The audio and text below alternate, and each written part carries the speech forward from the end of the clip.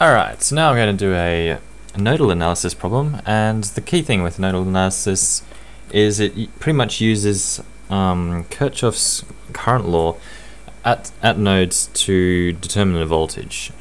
Okay, so we have a problem here, and we want to find the current going along this resistor here. We haven't been given the... oh, no, there is a resistor value, sorry, of 100 ohms here. And you might notice a few things with this circuit. First of all, I've used some SI prefixes here, the milli and kilo, where milli is 10 to the negative 3 and kilo is 10 to the positive 3. So say for example, you should hopefully know this, but there are 1000 meters in a kilometer, that's 10 to the positive 3, and likewise there are 10 to the negative 3 millimeters in a meter. So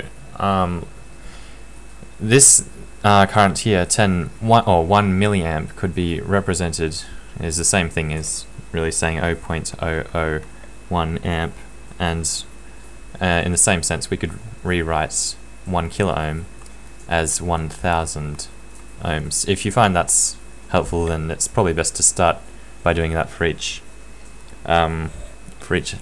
unit you see. Okay, so the method for nodal analysis can pretty much be summarized in 3 steps. First of all, we assign a reference node. So we can see there are 3 nodes in this circuit. There's one here, and one along the top. Well, actually there are 4 technically, because there's another one here.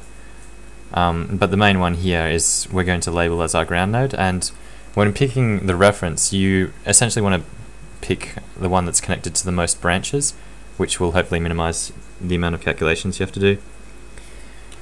Secondly, you want to label your nodes. So I'm going to call this entire top one node A. And lastly, we want to assign our current direction and calculate the values for our current. So just undoing that, I know this entire part here is a single node. So I'm going to say there's current going in there. Again, it doesn't matter which way you assign the currents, as long as you keep consistent in your calculations. I'm going to say the current's going to flow down through that way.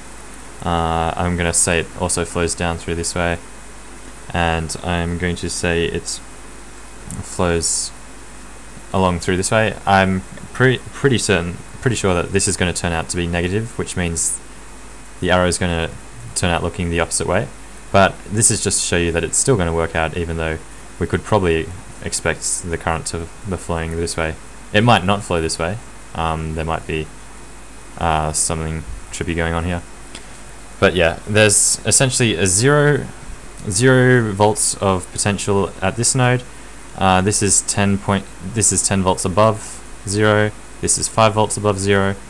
So the current could well go that way at any rate anyway.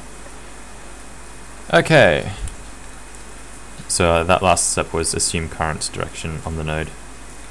Okay, so to start off with, I'm just going to give myself a bit more space here. Hopefully we can still see that. That last value is 5. Kirchhoff's voltage law, Kirchhoff's current law states that the net current going into a node is the net current leaving a node. And just as a side note again, I'm going to write down Ohm's law, I equals V over R, because we'll be needing that again. And switching to a different color here, we're going to make up an equation that says the current in equals current out. So in this node, I've only got this 0.001 coming in, and all the rest are leaving it. So the red equals the, you can't see that green, equals the yellow, where the out was yellow and the red is in. So that tells us 0.001 equals. Now we've got three separate things leaving here. First of all, what's the current along this node here? Well, let's assign a voltage here called V. The voltage of this node is V, and via Ohm's law we know I equals V on R, and we have a 1000 ohm resistor here, so this first yellow part is going to be V over 1000. We're going to add this next one, and this one can be a bit tricky because remember we've got a voltage source here between 0 and ground. So the voltage difference between this point of the resistor and this point of the resistor is going to equal V minus 10, and then of course we've got the resistor value of 100, and this is just using Ohm's law, V on R.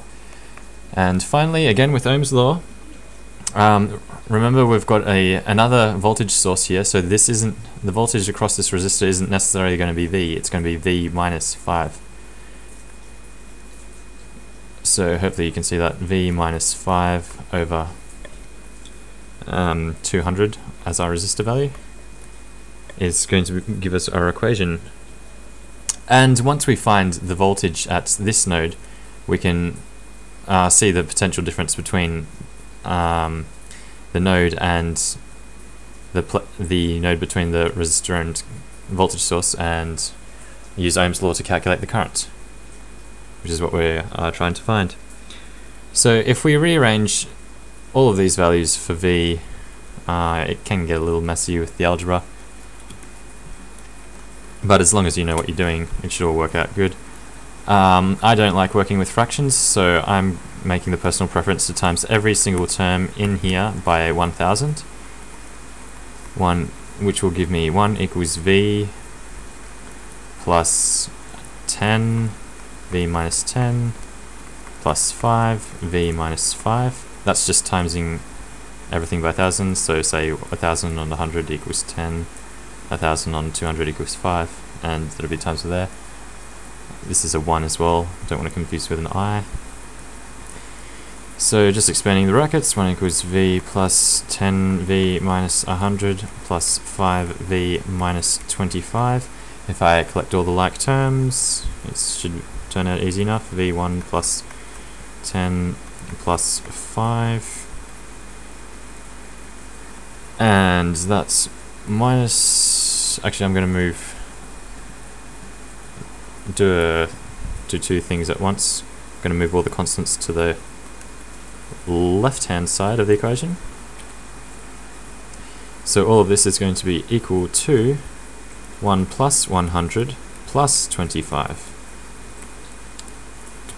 Ergo, V equals 126, that's all these terms added up, and then we want to divide both sides by the stuff inside the brackets. So 126 over 16, which turns out to be 7.875 volts. Now remember, this was the voltage of this red node here. It's not necessarily the voltage drop across the resistor. If you remember before, I'll find some space and redraw it. We have the resistor here. We've just figured out this node, the voltage potential at this node to be 7.875 volts, and there was a 10 volt source here, and this was a 100 ohm resistor, and we're solving for the current I. So using this data, we can tell by Ohm's law I equals V over R equals 10 minus 7.875 over 100 is going to equal 21.25 milliamps, and that, of course, if we convert that just to normal amps, is 0.02125 amps. The key thing to learn really with nodal analysis is how do I get the correct voltage for my equations. You really have to just consider what's happening in the problem and know that wherever you assign the ground voltage, the ground symbol can also look like that, it's essentially going to be 0 there, so whatever point it is here, it's 10 above your 0. That's it for now. Thanks for watching.